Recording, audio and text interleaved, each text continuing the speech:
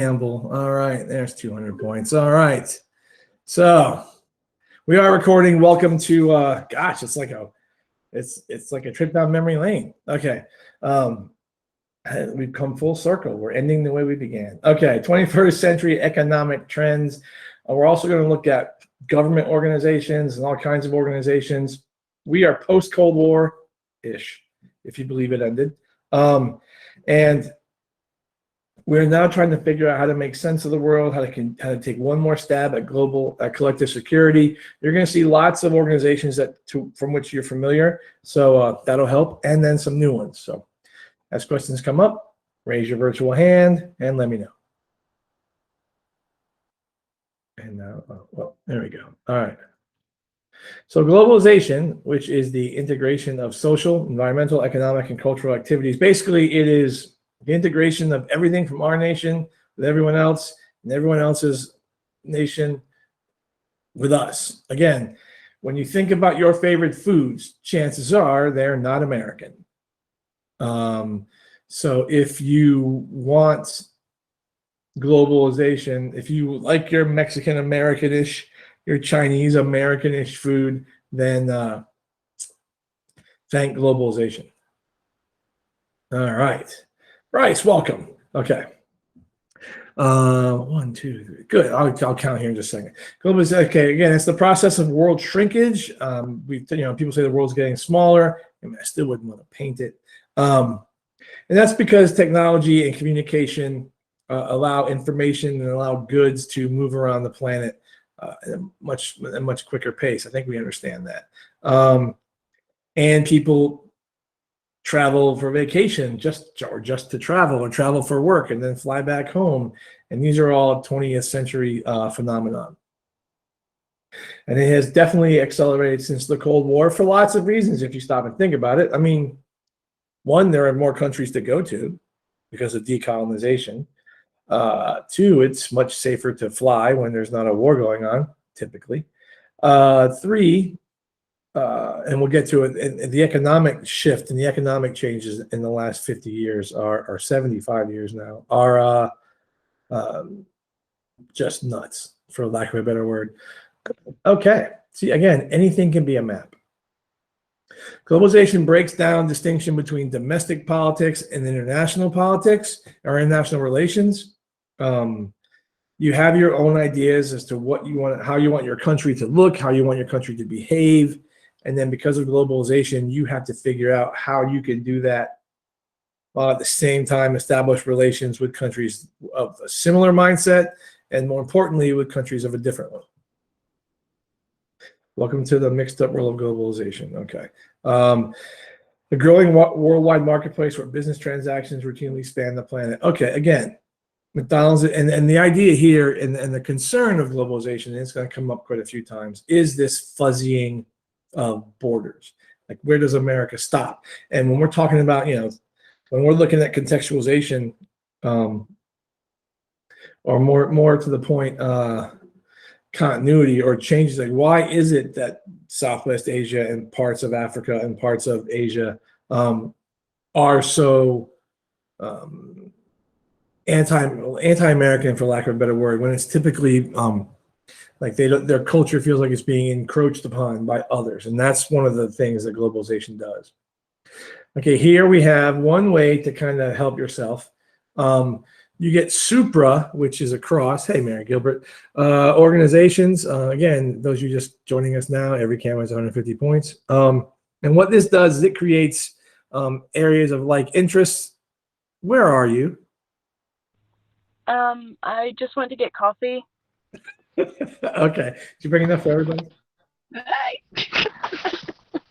Okay. But it leads to supernatural organizations, things like the EU, NAFTA, OPEC, which we'll all get to later, and a bunch of others. And what they do is, these are all for economic integration. So all these different regions are going to work together collectively, economically, to help one another, either through, like if you're in UNASUR, there's no tariffs between your countries. It's sort of open borders, relatively free trade. A lot of these exchange labor, a lot of these exchange technology. So it's just a way to remain It's to help your economy and kind of limit the scope with whom you deal. And so these were all created post World War II, and in a lot of cases, post 1960, especially in Africa and in parts of Asia as decolonization occurs. One of the first things these regions do is coalesce around we need economic help. Mr. Story, Yeah. what is the OPEC? OPEC? Yes, sir. It's the Organization of Petroleum Exporting Countries. So what countries are involved in that? You're going to find out today. So a lot of them are going to be obvious, and one of them you're like, really? You'll see. And it's not us. What you see here, let me go back to this. The global economy is seen as a continuation of this large gap of development that has existed. I mean, heck, if you take the time and think about it, feudalism. There are those who argue that this is still on a larger scale a feudal economy where the lords are the super wealthy countries and the serfs are the super poor countries. Yeah. And then this shows you again where the more advanced economies are, where the economies that are in the light blue, that horrible. No, that's Hopkins blue. I will refuse to call it anything else.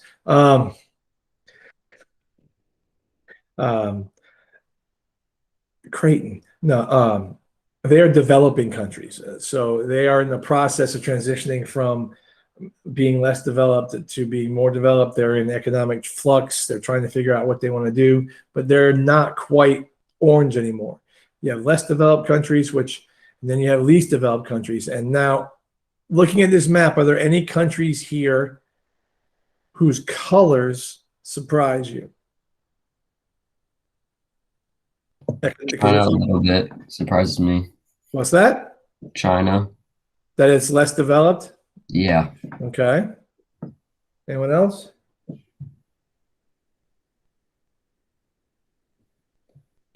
Well, what is the country that's red that's in Southwest Asia? that? No, Right sir, here? the other one. This down at the bottom of Saudi Yes, Arabia? right there. Do you want me to look it up? Is it UAE or Oman? The red at the bottom of Arabia is Yemen. So the right of that is Oman. So Yemen, least developed. Never mind. Yeah. Least developed. No, that makes sense. Yeah, that's Yemen. Yeah, that is Yemen. Okay, never mind. Okay, all right, okay. Funny, not funny. Mr. Story, Yeah. I would have thought that Mexico would be the light blue, but I Well, mean, because I've been to Mexico and it was pretty cool, but I guess I was kind of in the rich touristy part at the same time. So, I mean, I guess I've just sort of have a warped sense, you know? Well, your sense isn't warped. It's everybody's sense is based on what everybody's experienced, and what you know about Mexico is what you know. So just take it as that. You can be reflective, and you can kind of be like, "Oh, I don't know the whole picture," but at the same time, not knowing it because of what you actually know it's fine. It's when you say, well, all Mexico should be like this because I've been to Mexico City. That's not fine. But because you recognize it, don't worry about that. A lot of things go into economic development. It's just not GDP. It's just not how much money they're making. Okay. It has to do with wages and quality of life and working conditions, and lots of things go into what makes a country developed. The education of their female population, the freedoms of a female population, a lot. I mean, so in countries where women aren't allowed to work or go to school, they may be economically booming, but because of certain factors, like in China, the issues are going to be working conditions and wages, which is going to keep them. And remember too, China is still mostly rural. I mean, there's 1 billion people, so you can have 300 million people in factories and being industrial and living in cities. and you still have 700 million people who aren't. I mean, those aren't the exact numbers, but I mean, China is still more rural than urban. So there are all sorts of things going on. Same thing with India. All right. But those are all good points. Yeah, see, we don't use third world anymore. We use less developed because every single country, as best they know how, is trying to not be where they were yesterday. And again, it's as they understand it, and it's through the means. Gosh, these words aren't coming out right. They're doing what they think is best for them.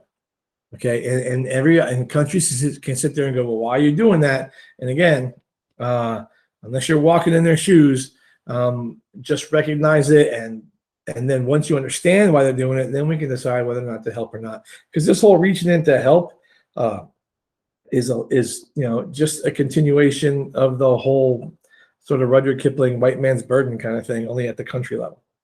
Well, I guess that was country level too. Anyway. Rich countries, first world, a term I never heard. Well, I guess I did. Though it's all also based on industrialization. They are more, bless you, they are more developed. So that's your blue, and it's the places that, again, would probably make the most sense. Those that have ties to England, or mainly England, or Japan, or Korea, or this little tiny island right here, Taiwan, or this little blue dot right here, which is Hong Kong, and this little blue dot, which is what? Anybody? What's that little blue dot? Singapore. Yeah, it is. All right, good. Okay, wait, is there a blue dot? And that little blue dot? Bermuda? Yeah. All right, many countries are industrializing a process called compressed modernity. You saw examples of compressed modernity when Germany became a country. You saw an example of compressed modernity when Stalin's, like, his 5-year plans are compressed modernity. Mao's plans are compressed modernity, trying to catch up as quickly as possible. Japan, once Admiral Perry shows up and they realize that we can't have this, that's any rapid form of economic growth out of nothing. You are compressing how quickly with which you modernize. And so that's an excellent term, and you've seen plenty of examples, and hopefully that kind of makes sense. I think that's Chinese writing, I think. Okay. And again, this just kind of shows you GDP growth rates, and the darker the green, the faster the growth. And this is from 1990 to 2003. So now we're 18 years later, and you wonder if, well, this year would not be a good year for stats, because I think everybody's colors will be lighter, with the exception of the reds, which might be darker. But the pandemic probably slowed things down. But from 2003 to 2019, I'd be curious to see how these things change. But what you're looking at here is GDP, and that's gross domestic product. That is how much everything a country produces within the country is worth. So all the stuff it produces, what's its value? Okay, and what you see is that over in Southern and Southeast Asia, that those countries' GDPs were growing at a greater rate than America, Canada, parts of South America, parts of Africa, big chunks of Europe. Even Ireland's GDP grew a lot during that time period. And so you can kind of see what countries are starting to grow. But then also you have to keep in mind that, like, there's a lot of that dark, not the super dark, but the middle dark green in Africa. And yes, their GDP could be improving, but it's also relative to what the GDP was prior. So don't think that because you see darker greens that they're just, it stacks and stacks and stacks. It's probably not, but it's better than it was. And so what you're looking at here are indicators of where economies are getting healthy. Because remember, a healthy economy means that there's probably some government stabilization, there's probably other things in play, and that is all better for the country at large. All right, and again, yes, Bryce. That wasn't Bryce, that was me. But Oh, it is over there. I'm sorry. yeah, The how hand old is- is this? yeah. How old is this PowerPoint? 2016. Okay, because I saw Sudan. It was like a whole. It wasn't North. Well, that's because this map is based on data through 2003, so it will just be all one thing. Oh, okay. And then that begs a good question, Dixon, because if this is 2010 or 2011, it's maybe safe to say that the southern part is darker than the northern part. Yeah, it probably is. Yeah, because the southern part is the part that has the oil. And it's in a civil war, so. Right. But what happened was that the northern part, because you see the northern part has access to the water. So you got to work something out. Unless you're nice, unless you're, who's this country right here? Peru. Unless you're Peru and you're really, really nice and you allow Bolivia free egress to the ocean for trade. That was a nice deal that Peru did about a decade ago. All right. Still keeping up with our map. The modernization model suggests less developed countries resist modern technologies and that developed countries follow Britain's lead. Well, that's what it suggests, and you are free to agree with that or not. I'm not going to sway you.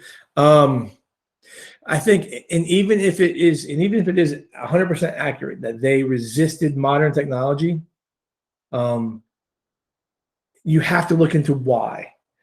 And so understanding why culturally or why politically or why historically some countries like, that would be great. I mean, so why they say no really, really matters. I mean, it matters that they don't have it, but it also matters from a historical standpoint as to why they chose to push it away. The dependency theory suggests that less developed countries were exploited by rich countries. Well, that's new. And then that stunted their economic development. Dependency theory is a term that we talk about a lot in human geography. The idea that, so you have a resource in your country, in Mbika land, you have this one resource, and the Conorites want it, so they go to your country and they exploit your country and they take that from you. So instead of you being able to benefit from it, they do. And then they leave. And they leave with all their skill, and they leave with all their machinery, and then Beacon Land becomes dependent on the Conorites because they have the money to help them out, they have the tools to help them out, so they can never really develop on their own because they can't get past the fact that someone else is pulling the strings. So when you start seeing things like OPEC, which we'll get to, like all those economic unions that you saw at the beginning of this presentation, that's an attempt to kind of get away from this. Okay, so now instead of being dependent on some other country, it's sort of like, what's the word when you're dependent on one another? Anyway, it's I guess no, it's like not codependent. That's unhealthy. But it's basically it's more of a team-centered thing. It's more of an us thing. It's more of a collaborative. That's not the right word, but anyway, they do that so that they can, because they understand themselves. They're closer linked culturally, maybe not necessarily linguistically, especially like in Africa. Or in parts of Southeast Asia. But in South America, linguistically, with the exception of Brazil, it's pretty straightforward. And it's so because they have a better understanding of each other that they can use the resources to help themselves grow and become successful, and then not need that outside influence anymore, but two, be able to compete with that outside influence. So it's not really a dependency. It's more of an economic collaborative thing. Anyway, at the core dependency relation, the others periphery. Okay, we talked about this before about periphery and semi-periphery nations. The center nations control the technology and the systems for generating technology. So how you become dependent is because you don't have the means or the access. Periphery countries on the outside, and then semi-periphery need help from everybody. But that's really very self-explanatory. Okay, what we have here is how do they, they turn to socialism after this, and they nationalize the industries because, from this standpoint, it's not about being communist, or it's about being able to control. It's about having control. You're a newly independent country, or you're a struggling country, and you have resources, and other people know you have resources. So if I make them, if it's South African coal, if it's Namibian coal, or if it's, it's Australian oil, then the individual person in my country may not be able to make as much money, but we as a country potentially can be less dependent on others, and we can use that revenue to do other things. It doesn't always work that way, but that's kind of the thing. And then you can see there are all sorts of different colors here. Like you still have Marxist, Leninist, communist countries. You have former Marxist, Lenin, communist countries. Just like China is no longer the Marxist, Maoist country. Vietnam is no longer. Those two countries are still communist, but they have much more of a market economy than their communism is more from a governmental standpoint, ironically, which would make it not anyway. But you can see how some states are socialist, some states were socialist, and over time they realize that it either works for them or it doesn't. But but all these people tried it at some point in their history. And it tells you, even the rule is socialist. So it goes into, this is really kind of cool. Former communist countries, now, I don't know what kind of state. Oh, okay, Jewish state. You got former communist countries or authoritarian states. Oh, there's Russia. You got former communist countries are now hybrid regimes because, hi, Ukraine. Former communist countries are now flawed democracies. Interesting term. Where are those? That's an interesting purple. It's difficult to distinguish. It's all the former Warsaw Pact countries. Okay, and then you have former communist countries that are now full democracies.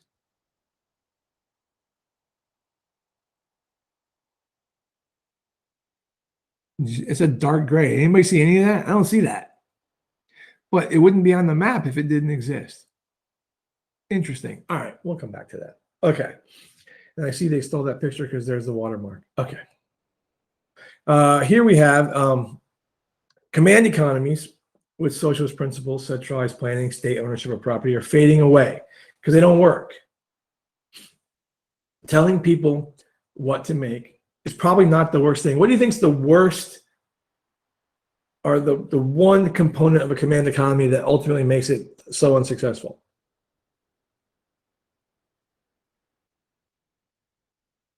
There's no competition, so people don't try. Well, it's a command economy, so you're told what to make, and you're told how many of them to produce. But what else are you told in the command economy? What to When to make? stop producing? No, I told you what to make. No, what else? Well, yeah. Well, once Ben C, once you reach your quota, you stop. Yeah, that's what I mean. Yeah. But command economy also tells you here's the price. And so if you're capping your price, then you're limiting your ability to compete in a lot of ways. And you can see the freest economy in the world are Switzerland, Australia, and New Zealand. There you go. And then there's mostly free, moderately free, mostly unfree, and repressed. Interesting that Argentina has a repressed economy. Venezuela doesn't surprise me. Cuba doesn't surprise me. Okay. Iran doesn't surprise me. All right, North Korea. What shocker. Okay. I'm surprised that Australia has a more free economy than the US. And the fact that US is like on the same level as like Norway and Canada. Well, remember, what is a free economy? What makes an economy more free? The government being less and less involved. Right. And think about our economy. Fair enough. Okay. No. In There's a good Canada, point. What's that, Lucas? in Canada, the government controls what you can or cannot put on TV. They have to deem it Canadian enough, and they're trying to do that to the internet now. Interesting. And But in Norway, they like nationalized the oil.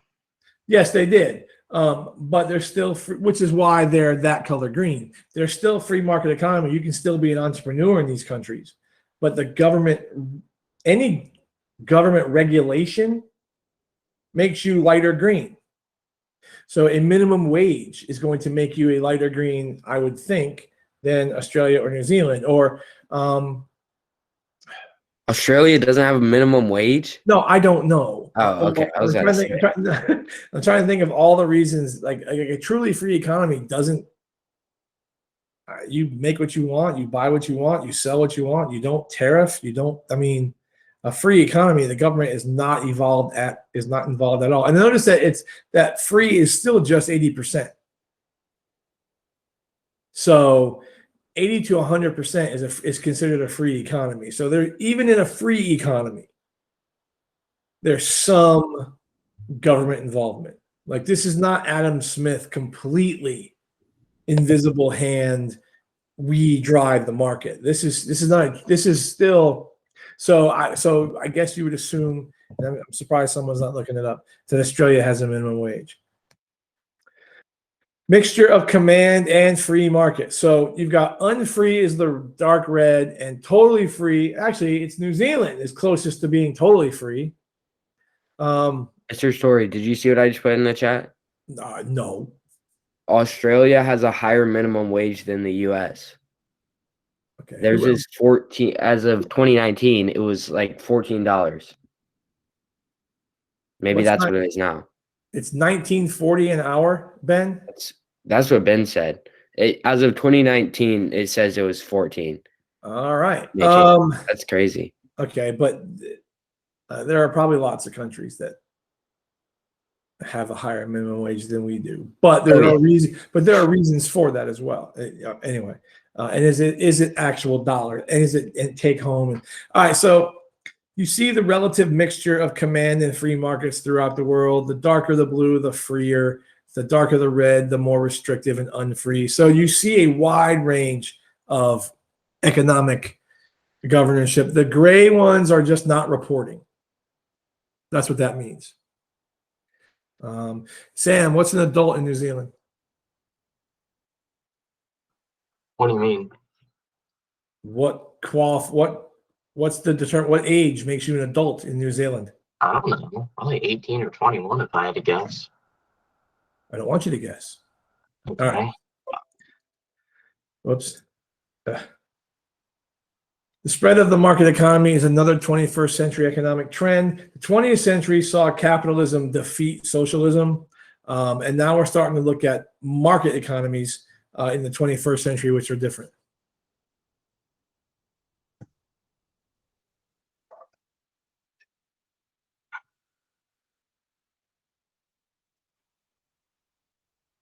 Well, I know there's a lot of food. A lot of Europe won't import America's food because of what we put in it, the hormones that we put in it. But like I said, when I went to Ireland, I ate a chicken breast that I believe was actual size.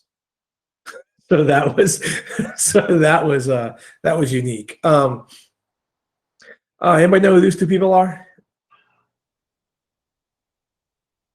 Anyone? Reagan and Thatcher. Very good. Reagan, the emphasis on this whole idea of a market-oriented policy, basically selling. Globalization is all about creating markets. This is mercantilism. This is just a modern take on all of it. Feudalism, serfdom, mercantilism, all of it translates to now, just on a much wider scale. And all these things are scalable. You can look at these things at the town level, the city level, the county level, the state level, the country level, the regional level, the global level. They all fit. It's just a matter of scale. The emphasis on market-oriented policies were advocated by leaders like Ronald Reagan in the United States and Maggie Thatcher in the UK. In this present crisis, government is not the solution to our problem. Government is the problem. That is what Ronald Reagan said in his inaugural address. Again, government's too involved in our lives. He is much closer to what a Republican is than the current Republican Party. Republicans go back to the anti-federalists, which you'll get next year, who believe that government's involvement in our lives should be very little. It should be just for our protection. Again, initially it was just to protect us, to allow us to trade, to deliver the mail, and to count the population. Like those were the big goals of government back in the day. And over time, and you start thinking about things like FDR and the fact that we have a minimum wage is a government involvement. Social Security is government involvement. Every single tax is government involvement.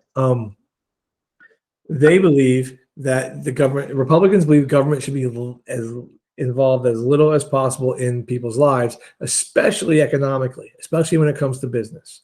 They are much more in line with Adam Smith. Was someone about to say something? I thought I heard a microphone. No.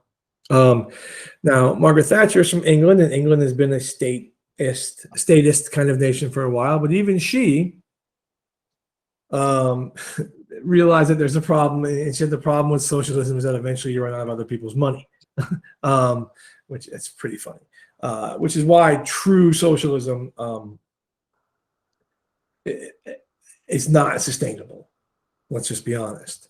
And we know that they're in Ronald Reagan's office. We know that they're in the White House because Ronald Reagan loved jelly beans, and they're on his desk. Looks like Jelly Bellies, actually. All right. That's the GOAT jelly bean, by the way, except for popcorn. All right. Market-oriented policies seek to promote economic growth through tax cuts. Again, letting businesses have more money. The purpose of a tax cut is so that either you as a consumer or a business as a producer, so you as a consumer have more money to spend on stuff or save. But in an economic sense, it would not be to save. If you're a market economist, if you want America's economy to grow, you don't want Americans saving money. You want Americans spending money. That's why you get credit card things, and that's why your parents or you, Mary, get credit card stuff in the mail all the flipping time. That's why when you go to college, the first week in college are people there giving you credit cards with T-shirts and Frisbees. Don't fill them out. 1 year in college, which is like money for laundry is like gold. College, it's just you're not going to have a lot of cash on hand in most cases if you're in college, and credit cards are dangerous. And then two, they affect your credit score. But they don't want taxes they don't want anything to come out of your paycheck because they want you to spend the money. They don't want to tax businesses so that businesses theoretically can put that money back into the business and help the economy grow. Less regulations. By regulations, they literally mean wages, they mean benefits, they mean pollution controls. Any regulation that makes running a business more expensive, they don't want. Okay, again, if you're looking at this as a purely economic entity, the less the government is involved in economics, the better. But remember, if they don't tax you, that last thing has no funding. Government gets all their money to do things through the taxes they levy. So if you want less money taken out of your paycheck, that's your right. That's your opinion. Just understand that the roads are going to be bad. Understand that the schools are going to be bad. Understand that unless you have the money for private school, but getting there is going to be bad. That all the things that cities and states and countries do to themselves, our infrastructure is more hackable. Sorry, but it is. If you're not going to invest in infrastructure, then you're going to make it easier for those things to occur. You'll be wealthy. It'll just take forever to get to the mall. Well, which is also a dinosaur. But that's what they want. They want the government out of it as little as possible, and taxes are the government being in your business. So here you go. There's a significant difference between American and European versions of capitalism. The American traditionally emphasizes the need for limited government, light regulations, low taxes, maximum labor market flexibility. Its success has been shown above all in the ability to create new jobs, in which it's consistently more successful than Europe. But the models are different. What? The models are different because they just are. European countries had a social network right after World War II because it was necessary to have a social network right after World War II, some support systems because they were leveled. So, and then it sticks, and then people become accustomed to it, and then people are okay with it. Sweden, Norway, those countries, they don't say they're socialist. They just say, this is my economy. I'm a Norwegian. This is the economy we have, because that's what they know. So it's kind of relative. Marketization describes the state's creation of a market in which property, labor, goods, and services all function. They're all in competition. Okay, labor is in competition with labor. Goods are in competition with other goods for a chunk of the market. Everything is in competition. It costs more to live here because there are people who want to be here for all these other reasons. Property cost is a relative function of an economy, of a desire, of competition to be in a certain place. When Forbes or Newsweek says, here are the 10 best places to live, and we're in there every year I've lived in this state, people are going to come here. This just in. And then there's competition for land, or if there's not a whole lot of land to begin with, it's expensive to buy a house in California because there's not a lot of land you can live on that's developed. It's expensive to buy a house in England because they purposely, and this is big government, they purposely limit how much land you can develop. They force green areas to stay green through legislation. So it just depends. Privatization is the transfer of state-owned property back to private ownership. So the coal mines are now going to be owned and bought by Three Bends Coal Mine Company. All right, so now those three individuals are going to own it, and the state's not going to. That's privatization. It's going back to the private. When you hear the term private sector, that's private ownership. That's each of you owning it. That's privatization, the act of privatizing. This chart here shows you that countries that have a market economy and a privatized economy, like the more private ownership vice state ownership, the more successful the economies. On the left, you see the GDP. Since 1800, that's the world's GDP, and that's each place. So Western Europe, and then Eastern Europe is below there. The US is green, so we're second. And people say that Western Europe is socialist. Obviously, it's not socialist enough if it's growing like that. And then here, there's all sorts of different. Here's this funky chart, and God, so many graphs. By the way, this right here would work as a document, just so you know. This shows you a share of GDP. So here's all the world's GDP in this colorful little like sand sculpture graph thing. And then you see the percentages each place occupies of the 100% of the world's GDP. And that's kind of neat. And you kind of figure out how much it is. Like look at 1950. Gee, World War II ended and we have, 40% of the entire planet's GDP in 1950. That's crazy. That's crazy. All right, and then over here you have again growth. I don't see. Oh, that's GDP per capita. So the chart on the right is GDP per each of us. How much our money is worth. How much we're worth as individuals. How much our money buys us is what that's telling you. I think no, that's BPP. Sorry. This is just showing you based on population the wealth of the people.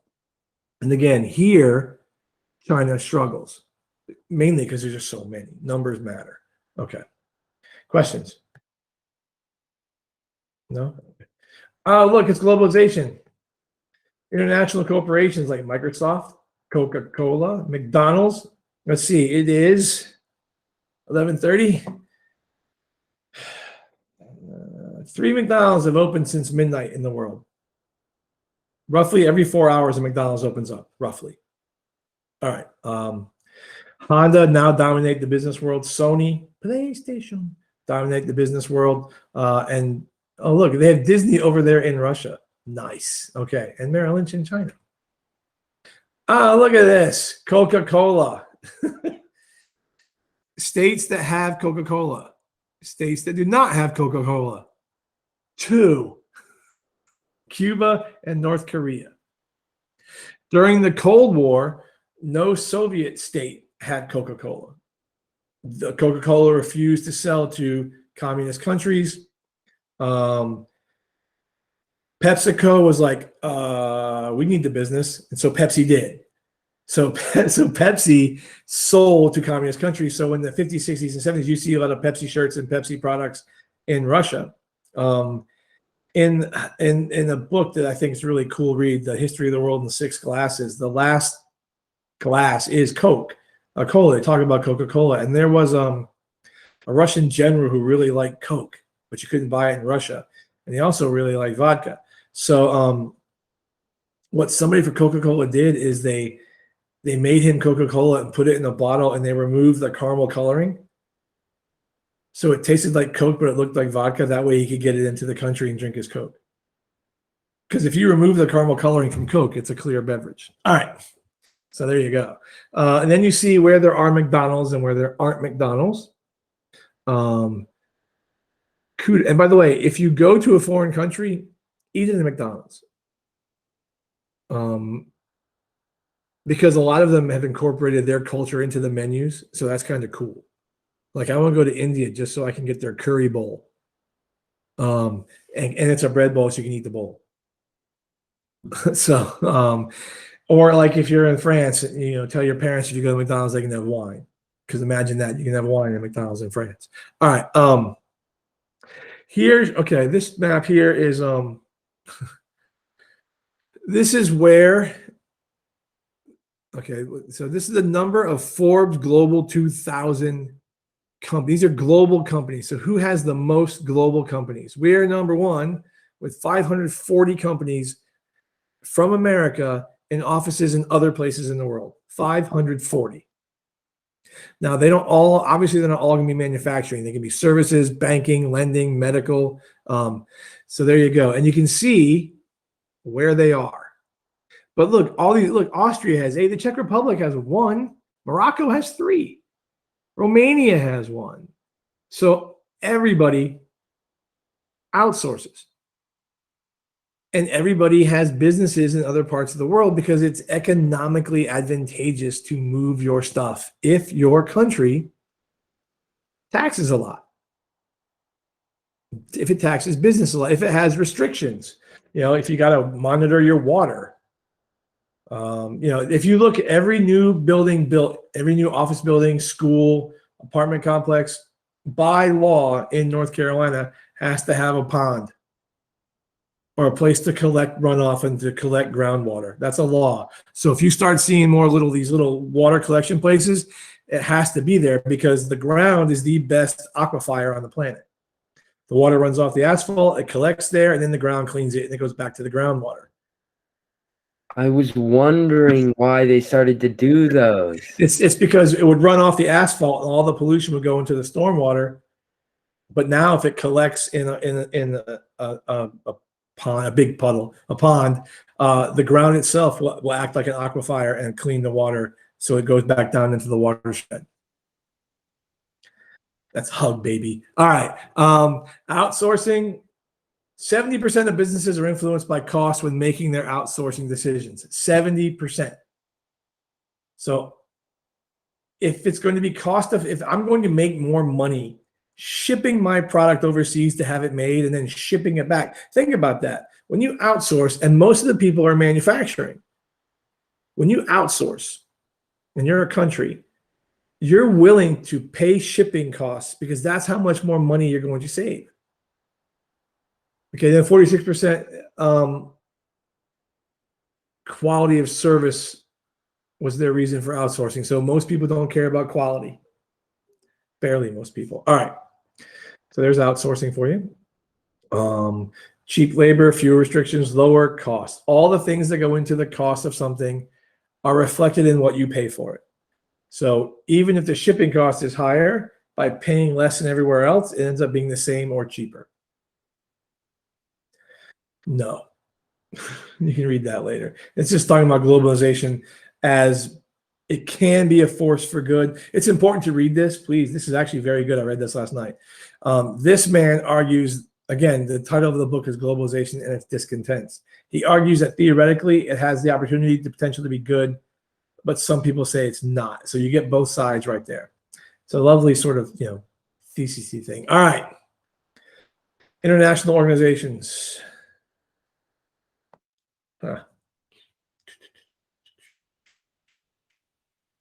We end when? I knew this was going to go long today. We have is it still 12? I'll go quick. And if class ends, I'll finish this tonight. The 20th century saw a creation of international organizations. So you saw globalization, generally speaking. Now we're going to look at organizations that are created for safety, for that collective security thing, for the failure of the League of Nations leads to this, leads to something else, leads to something else. All of these organizations are trying to take globalization, rein it in, make it work, and then make it work for everybody, really. The League of Nations was created. We know this by Woodrow Wilson in his 14 points. You can see founding members that stayed until the end, founding members that left and joined. Interesting. Founding members that left. Japan, hello. Joined later and left. Germany, hello. League of Nations mandates. So those were taken. Those were World War I. You control these. Never members. Hi, America. It was our idea, and Congress said no. And in fact, the League of Nations was the thing that ultimately killed Woodrow Wilson. He canvassed America on this whirlwind tour, promoting it, saying, "Here's what we need," and he got sick. And I believe, if I remember correctly, his wife finished his term as president. Because he tried so hard to get the American people behind it, because he thought if the American people supported it, they could put pressure on Congress, because Congress said no. Anyway, there it is in all its glory. It was the first permanent international security organization, the first organization looking at collective security and world peace after World War I. It failed to prevent World War II. One, it had no means of enforcing the decisions. And two, not everybody participated, and people left. And three, remember we talked about this a lot.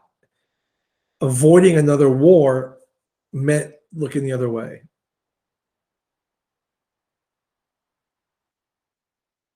Mary Gilbert, is that an homage to the president of New Zealand? Or did she just dip? Anyway, the prime minister of New Zealand is a boss. Oh, women in general. Yeah, there's probably some truth to that. All right. They're crazy. They marry men. Okay. U.S. never joined the league. Germany and Japan left the league. Russia left in 1934. Britain refused to ratify the defense agreement. So they just couldn't get, though if Britain and the United States join, who knows how things turn out, especially in the United States. But they didn't, because even then in 1920, at the end of the day, they still saw Europe as Europe. And that was their issues. And they just, their family, they're an old family. They always fight, they're whatever. And we just didn't want to. In 1945, we create the UN. This is in response to all the world wars. And looking at the role of nationalism. And you can get some serious discussion about this organization. Should it exist? Should it not exist? Should it have more power? Does it usurp its power? It is in my international relations class, which is a pretty good chance isn't going to run next year. I just found that out yesterday. Unless you people who have it as alternates make it a primary. But this unit, students always choose the units we cover. And when students choose this one's always a lot of fun. Anyway, all major powers agreed to participate in this one, hoping there'd be no World War III. So they all agree to join, those who are allowed to join. Those were who invited. And also remember, too, this is 1945. So Africa is still colonized. Southeast Asia is still colonized. You've got the Cold War, and you've got the whole Soviet bloc. So the number of countries available is smaller than today. There's the headquarters in New York. I wish the headquarters was in DC. I would have field tripped it by now. All nations are there. Each country gets a vote. Yes, Ben. How many there's like a bunch of different headquarters, right? Or a bunch of different places that they meet. Right. How many are there? Is it 5? This is the headquarters. This is where they meet. There's also I thought there was like multiple places. it started in Isn't there San one in Francisco. Switzerland or something. It started in San Francisco. It moved to New York. There's the World Court in Brussels. There are other things in other parts of the world, but no, this is where the UN meets. Okay, maybe that's what I'm thinking about. I don't know why I thought It's that. okay. It looks pretty cool. Ben, Talk you're about- thinking of Geneva. Excuse me. Yeah, probably. The UN Security Council is 15 members. 10 of them rotate. 5 are permanent. The United States, the United Kingdom, France, China, and Russia are permanent members of the Security Council. And the only way this entity was allowed to succeed is that they gave those 5 countries veto power. So every single country in the world can vote to invade North Korea. If China says no, it's no. One vote from those people kills any UN policy idea. I assert that that's probably the greatest flaw, one of the 2 greatest flaws in this agency is the veto power. I think the Security Council should be 15 members, and I think it should be rotational.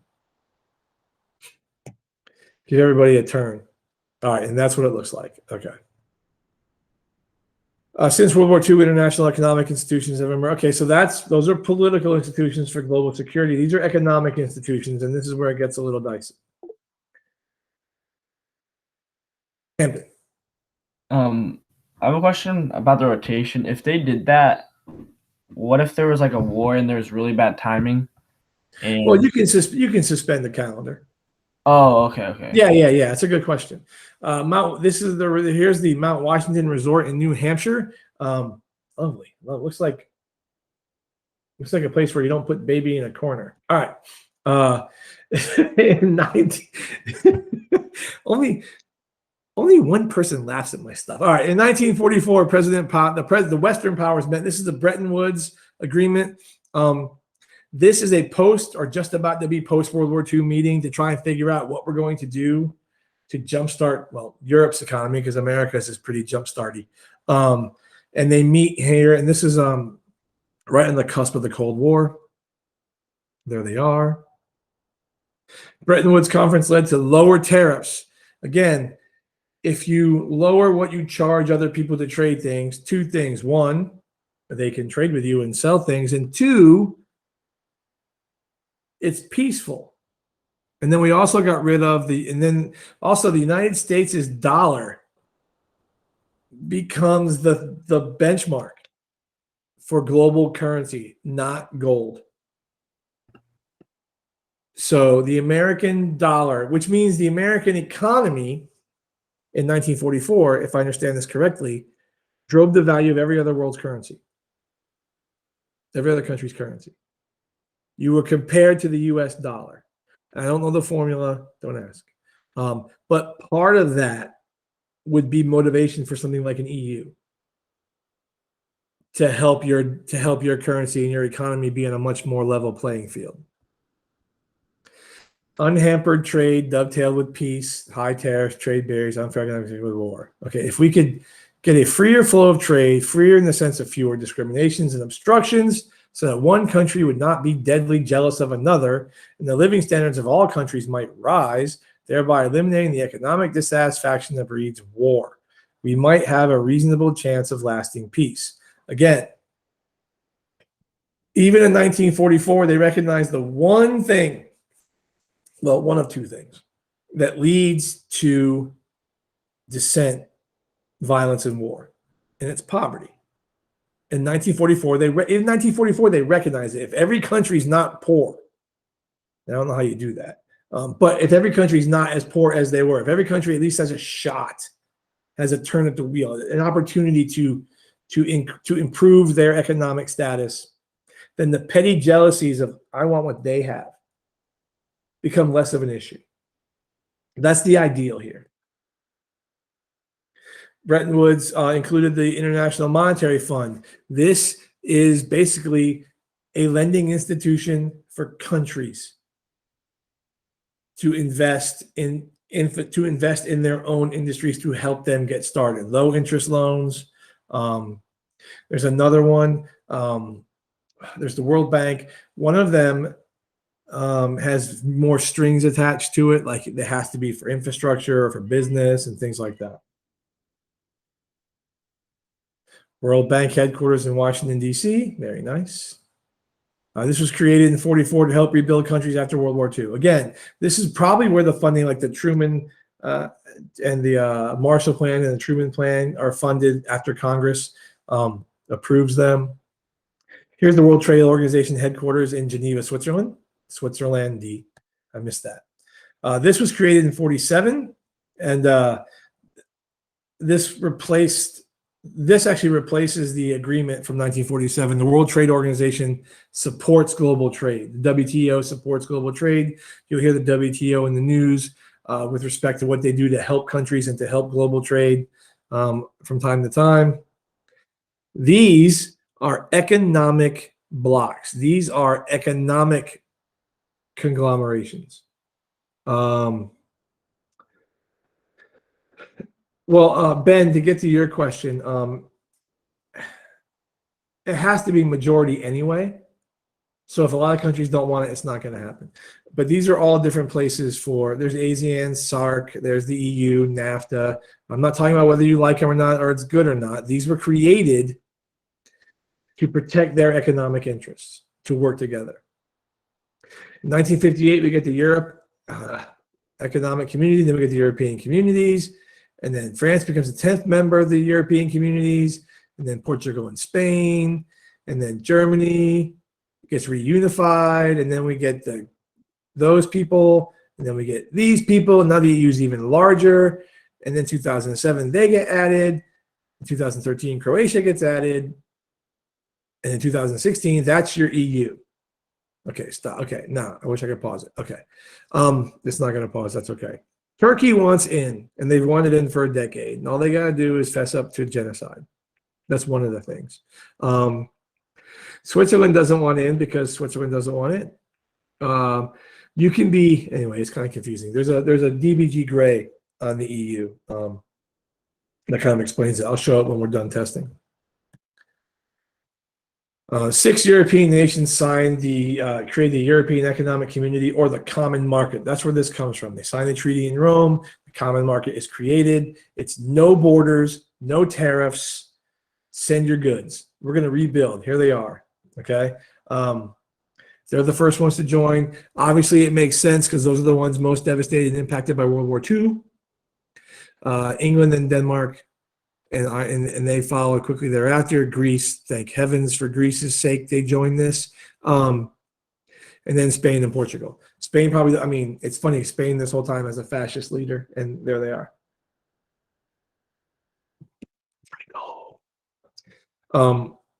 Again, no tariffs, shared markets, shared labor forces, and shared natural resources.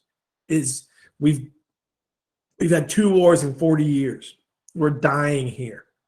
So we're going to work together to get this done. And that's what it is. It's a way to economically rebuild. It also, talk about a way to mend fences, in a way to not necessarily put the past behind you, but collectively recognize that we can't continue this way. The fact that France and Germany are in this is huge. The Inner Six, there you go. In 1991, the Maastricht Treaty saw members of the EEC create the European Union.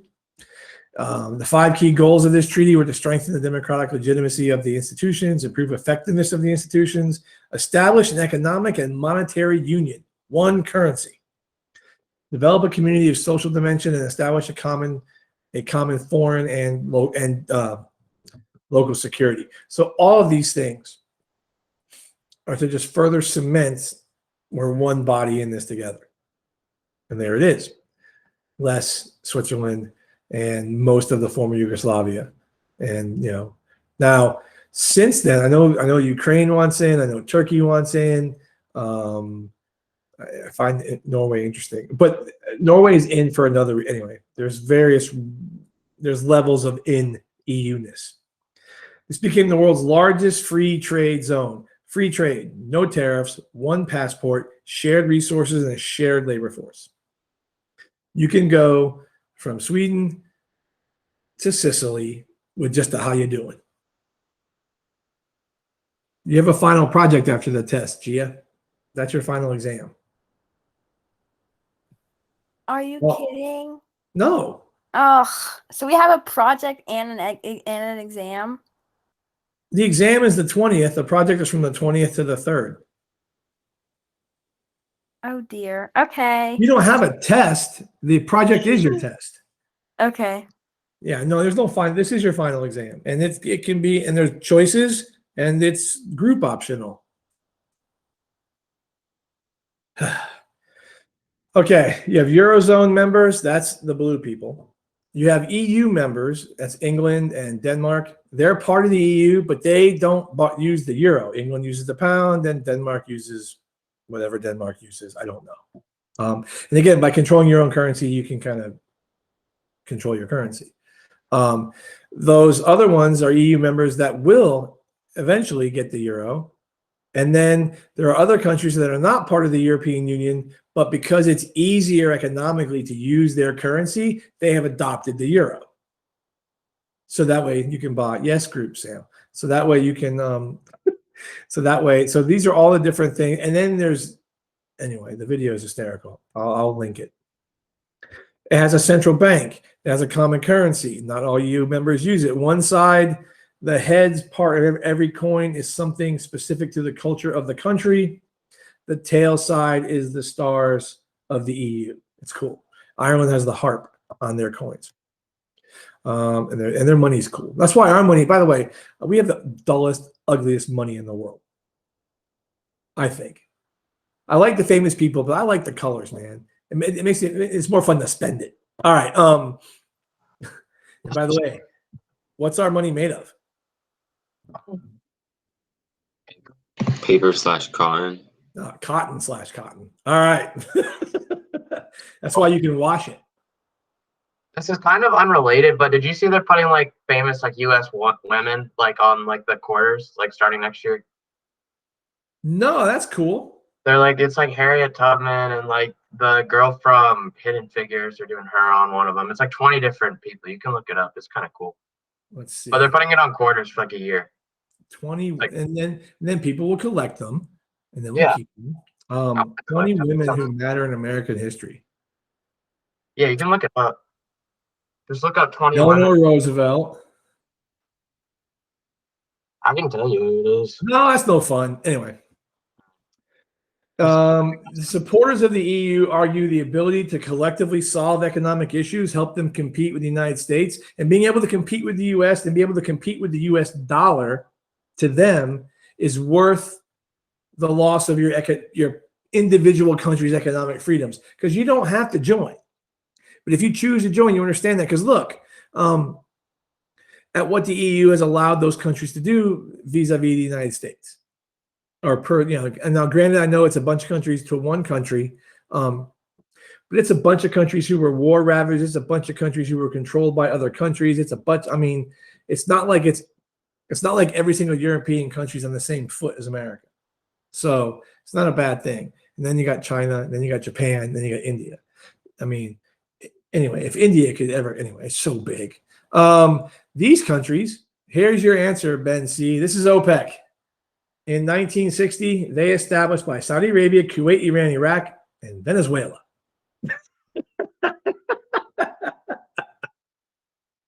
Venezuela, off its coast, has a lot of oil, but bad leadership. That's why, that's always the example that people throw out there, why socialism is horrible. And that socialism is horrible because their president is horrible. And then those other countries are countries that have oil as well.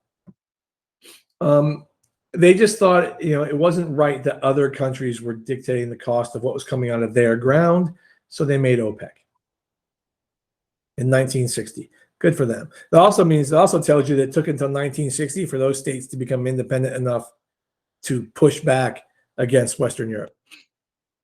Here are your OPEC members. Ta-da! And is that produced per day or used per day? It's got to be produced. It's got to be produced. Notice we produce a lot of oil, but we're not in OPEC. And Russia produces a lot of oil, and they're not in OPEC, because that way we can control our own prices. So there you go.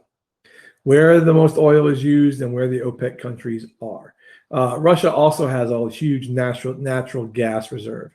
Gazprom is you'll see it on European soccer teams jerseys. They're a gas company in Russia. They sponsor a lot of German and Dutch teams. All right. They seek to control the global oil industry. 14 nations account for almost 45% of the world's oil in 2016. So that's pretty good. But the issue is that it looks like 1, 2, 3 countries have the rest of it. Thanks, Ben. Thank you. Have a good one. Good luck. Thank you. Our boys are going to get it. They just don't know it yet, but they're not doing it until summer. That way they don't miss any school if they have a bad reaction. Yes, sir. Have a good weekend. All right. All right. You too. And again, this shows you OPEC and non-OPEC oil production, consumption. It's a nice chart. Look at it at your leisure.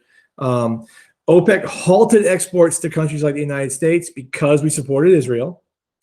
And then an oil crisis led to skyrocketing prices and gas lines, and a prolonged gas lines, not just 1 week. Prolonged gas lines. I vaguely remember this. I mean, I wasn't driving, so it didn't matter. I was 7, so I was outside playing, so it didn't really matter to me. Like I walked to school as a kid, so it didn't matter. And then you see the price collapse in 28. Another 2008 was another financial collapse. And the Arab Spring, another oil collapse. So you can kind of see where oil spikes and falls based on what's going on in the world, which impacts lots of things. And there's your example. Look at that gas pump. Whew. All right.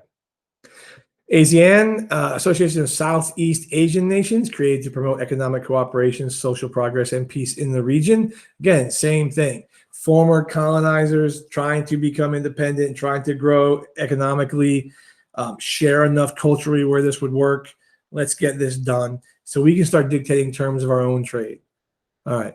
The red countries are the major economies. Vietnam is one of the most successful communist economic economies in the world. Vietnam is a wonderful success story. And then Singapore is just bonkers. All right. Mercosur, there are your members. There's your candidate for membership. And there's your suspended member because Venezuela is a hot mess. Okay. Same type of thing, though, all about economic stability in the region. And again, these will work. Well, think about all the reasons. Okay, anyway, share goods, share workers. And again, same thing as the EU. All of these things are the same thing as the EU from the standpoint of trying to share as much as you can so you don't have to import from other places, keeping costs down so that your industry has a chance to prosper. And then this is NAFTA. This was established in '93, and this is a free trade zone between the United States, Canada, and Mexico. What this shows you is who the major trading parties are. The United States, its largest trading partner, believe it or not, is Canada. And in Canada, it's the United States. Now, the degree of involvement is markedly different, but Canada and Mexico are 2 of the 3 largest trade partners the U.S. has. So having no tariffs there is actually beneficial. This is strictly about economic growth. We're not talking about job loss. We're not talking about that part of it. This is big. This is just governmental looking at how I make my economy successful and powerful enough to compete with other people so that we can do these other things for my country. We can get into the other stuff later. Free trade at last, free trade at last. Thank God Almighty, we have free trade at last. Okay. Meanwhile, yeah, okay. This is the G20, the 20 wealthiest countries in the world. No, actually G7. This is, you're looking at industrial and emerging economies. These are countries working on developmental goals, trying to respond to economic crises. These countries are varying levels, varying parts of the world, and their purpose is to look at issues and fix issues and address issues. It's a pretty nice representation. The entire EU's there. Turkey, Germany. See, again, Turkey wants in, man. Turkey's going to do their part. And also, it's beneficial to these countries. Let's not think this is totally egalitarian. It's beneficial to these countries to, be a part of this. And again, you're looking at how we can help emerging economies, how we can develop, how we can globally respond to issues, and then figure out how to, like the G20 summits, try and figure out how do we handle issues in, say, Greece from 10, 15 years ago, or Spain, or how we handle things like Somalia and things like that. There's no formal criteria for membership. It has remained, this is the original 20, more or less. It's considered that the countries and regions of systemic significance for the international financial system can be included. So that's what goes into it. The negative side of this, here's your positive and negative, your thesis and counter thesis. The G20 is a self-appointed group. Its composition is determined by the major countries and powers. It may be more representative than the G7 or G8. Those are the richest countries in the world, but it's still arbitrary. We no longer live in the 19th century, a time when major powers met and redrew the map of the world. No one needs a new Congress of Vienna. Interesting. And that's an interesting point. Some organizations provide humanitarian assistance for health crises and natural disasters. The World Health Organization. The UN makes a lot of organizations, and this is one of them. UNICEF is a UN organization. UNPOR, not UNPOR, UNCAPOR, not UNPOR. UNPOR is United Methodist. There's a bunch of them. Was formed. This was to prevent, treat, and control outbreaks of infectious diseases. And this just shows you what they're looking for. Monitor the health situation, assess trends. So basically, they go to where there are issues and they address those issues, whether it be vaccines, water, malaria, things like malaria, typhus, COVID. Right now is the World Health Organization thing. Médecins Sans Frontières, that's Doctors Without Borders, Amnesty International, the Red Cross. All these things are organizations with a humanitarian focus. I've been writing letters for Amnesty International since 1984 because the first time I saw U2, they had people signing people up. So I'm like, all right, if you two will do it, I'll do it. Greenpeace. I'm kidding. This is international. Greenpeace International is it's worldwide. It's a coalition. It's a coalescence. There's the word of environmental organizations all over the world looking at fighting environmental issues. We used to have Greenpeace boats protest submarines all the time. Not all the time, but I had a few Zodiacs and Greenpeace people with megaphones yelling at our boat tied to a pier. It's their right. Defend the oceans, protect the world's remaining ancient forests, work for dearmament and peace, toxin-free future. It's, how you do things is sometimes more important than what you're trying to do. International organizations have been effective, but these organizations are often limited by national desires to maintain sovereignty. And that is the ultimate hiccup in all of this, is sovereignty. Is how does a country want you in there? Is a country willing to give up part of itself for the betterment of all? It's that type of thing. So that's where we're stuck. So all these agencies exist, and they all have varying levels of success. And how successful they are in the future is going to depend upon what we're willing to give up. Again, this is why we didn't join the League of Nations in the first place. Because, and we're America. And we're not the only country who feels that way either. Lots of countries don't feel like it's right. They have to give up part of their sovereignty. Because to let someone in, you're giving up sovereignty. And we can talk more about that later. So that is it. I'll see you Monday. I will see you Monday. I'm going to record this. I'll post this later. I'll record the Asian stuff. Heck, if I'm going to throw a couple of questions out there about recording more and just leaving it all up to you, and then doing other stuff in class Tuesday, like doing just review all Cahoots on Tuesday. It's up to y'all. but let me know what you want. And then I'm going to also remind you about the quiz on Wednesday, and I'm going to float out project ideas so you guys and girls can start thinking about them. Have a great weekend. If you have any questions, I'll be here. Painting decks, mowing lawns. Thanks for hanging out with me, and I'll see you Monday.